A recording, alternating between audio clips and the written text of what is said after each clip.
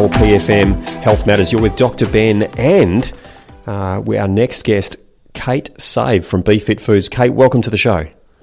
Thanks for having me, Ben. Now, you've prepped me on today's topic, and I'm glad you did, because it's all about food cravings. I have certainly succumbed to that in the last couple of months. I don't know whether it's a post-Christmas thing, but I'm getting off it. I've spent the last couple of weeks getting off a little sugar craving that I had. It was not a big one, I've got to say. It was just every time I had a cup of tea or a cup of coffee, I just needed a little treat. And after you have, 2 or 3 cups of tea a day, that's 3 treats that I could probably have done without. Tell us about food cravings. What are they? How do they happen? Look, with your food cravings, more often than not, it's actually just in our mind. So people often blame it on anything or everything. So often, females will blame it on their cycle. People can blame it on being hungover, stress, tiredness. There's so many things that we blame our cravings on.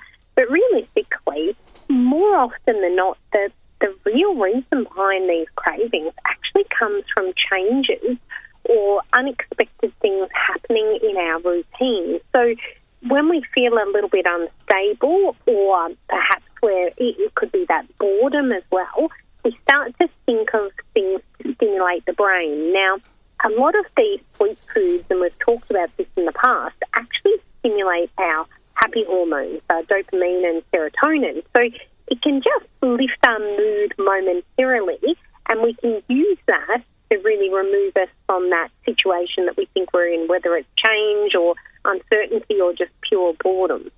I guess the challenge is once that happens and it works, that's the challenge, I guess, with this, is it's actually quite an effective routine. It's actually quite an effective strategy to run, feeling a bit off, feeling a bit low, feeling a bit emotional. I'll give myself a piece of cake, a bit of chocky, and you feel better. And so, of course, the next time something's not quite right, and of course, for many of us, every day is full of there's always challenges that are happening. There's always moments where our emotion fluctuates. We turn to that really effective strategy of another piece of chocky, and before we know it, the cravings become a habit. That's right. So it's this whole new routine that you actually create, that when you have those sweet foods, our brain's reward centre is then telling us this is what you do, this is good for us, and you're rewarding yourself with that sugar hit. And then if you don't keep giving into that sugar hit, then you get these cravings. So it's a really, really bad cycle to get into. Particularly if it is, sugary foods. I know you're an absolute anti-sugar advocate. Yes. that wouldn't be an anti-sugar advocate. That would be something else. But anyway, you are definitely anti-sugar. So what? How do we do better at that? You're saying it's a mindset thing that causes us to have the craving, and then eventually over time to form the habit. How do we do better at that next time I'm feeling a little bit emotional and feeling like I need to get rid of my emotion? Well, there's a few things. There is a physiological role in it. So if, for example, you are someone who relies on caffeine a lot, and I think I like your example of when you get a coffee or a tea or something to drink and you grab the sweet biscuit, because that habit in itself actually can lead to cravings, purely because if we're busy and we're not sitting down and having these proper meals, but we're grabbing a coffee and some biscuits or something like that, then we're not getting the balance we need, and we are perhaps playing havoc with our blood sugar levels sort of going up and down, and that can actually lead us to a feeling that we're not satisfied, and the quick satisfaction obviously comes from these sugary foods or that quick hit of caffeine as well. So sometimes we really exacerbate the cravings by not actually sitting down and having a proper meal. That is the challenge, I guess. That we, as you say, often we feel emotional. We want to grab something. It's often quick, and so it's low in any value to us, low in value to our body. It's got no nutrients in it. It's empty. It's often high calorie, or it's something that gives us that emotional shift, which is often either a sugary food or it's a caffeinated food. So we end up buzzing. The emotional low has disappeared, but of course it sets us up for long-term failure. Just before I got on the show, my wife texted me we're going away camping, and I said to her, she said, I've got everything packed. She said, I've got all the treats and things because the kids are coming away with us. And I said, what about me? I'm off the treats at the moment. And she is at home right now baking some FODMAP-friendly, low FODMAP peanut butter brownie bites. So I can still have my little treat with my cup of tea without the feeling of being too naughty. But again, tell me about maybe elaborate on what I said before, is that often the treats we pick, the cravings, are foods that are low in nutrients. Yeah, and really when we're doing this, what we're doing is not actually satisfying the true physiological need of the body. So we're then picking these low nutrient foods and we're giving ourselves these sugar hits to sort of counteract this missing feeling of not actually being satisfied or satiated. And the other thing is we're often dehydrated at this point too. So our bodies are thirsty and we're confusing thirst for hunger. So that's always something that you can do when you think you're having a craving, is have a glass of water first, because we often do actually mistake our hunger or mistake our thirst for hunger. So that's another quick way of doing it. Plus having more lean proteins in your diet, so making sure you're having protein at least 3 times a day. Vegetables that are sort of starchy and some whole grains too. We just have way too many refined carbohydrates. Just on that topic of eating when we're thirsty rather than drinking when we're thirsty, and eating foods that are low in nutrients. There was a great book, I don't know whether you've read it, it's called Eat Like the Animals, What Nature Teaches Us About the Science of Healthy Eating. Have you read that? I haven't. No. So good, so good. It looks at why animals eat the way they do, and how most animals will eat based on protein to fulfill their protein requirements.